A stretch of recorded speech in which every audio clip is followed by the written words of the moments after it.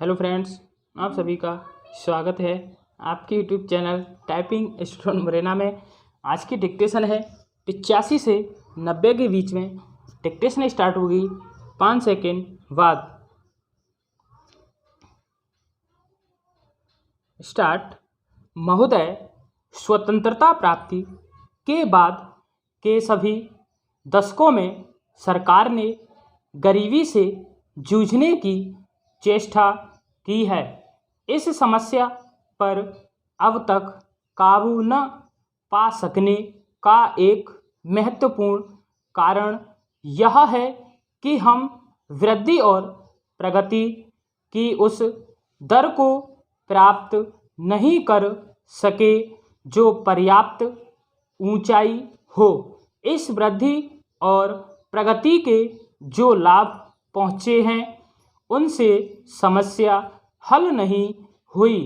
इन सुधारों का उद्देश्य यह है कि हमारी वृद्धि की दर की रफ्तार त्वरित हो जाए, परंतु चूंकि वृद्धि के लाभ पहुँचने में काफ़ी समय लगता है, इसलिए मैंने यह फैसला किया कि केवल गांव के स्तर पर अलग से साधनों का एक पार्श्व टीका लगाया जाए ताकि पहले के मुकाबले गांवों के गरीब लोगों के लिए रोजगार पैदा करने तथा उनकी शिक्षा, स्वास्थ्य और अन्य सामाजिक समस्याओं पर कहीं अधिक ध्यान दिया जा सके।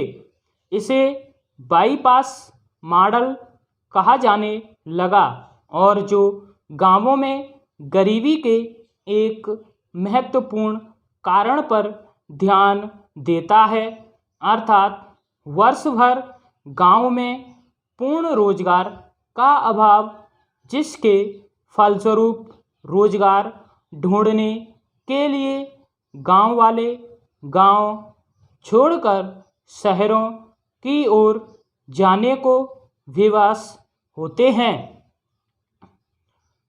विश्व भर में आमतौर पर सुधारों के साथ मुद्रास्फीति आती है।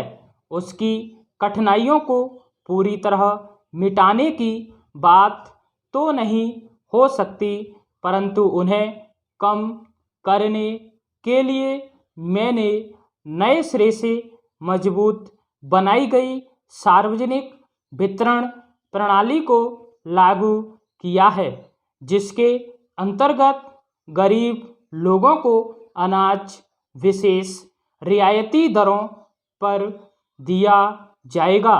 मुसीबत में पड़े कारखानों के मजदूरों की सुरक्षा के लिए राष्ट्रीय नवीकरण कोष शुरू किया गया है। मुद्रास्फीति को न्यूनतम करने का कोई भी प्रयास छोड़ा नहीं गया।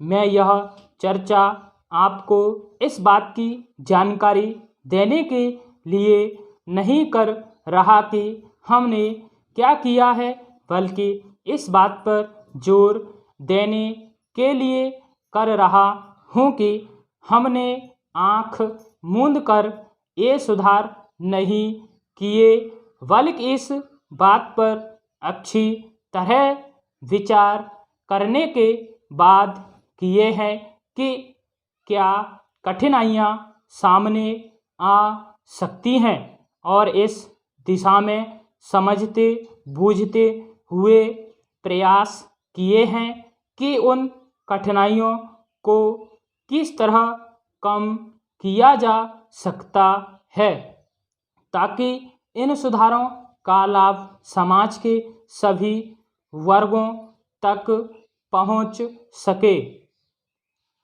अंततः इन सुधारों की कसौटी यह होगी कि ये लाभ सभी तरफ पहुँचे हैं या नहीं।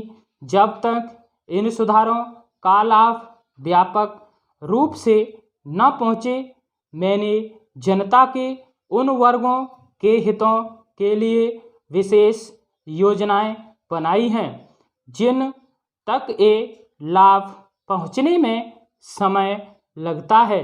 मेरे लिए वृद्धि की दर के आंकड़ों का कोई मतलब नहीं। मैंने तो शुरू से मानव हितों पर ध्यान दिया है और इसी दिशा में हमने अपने प्रयास आगे बढ़ाए हैं।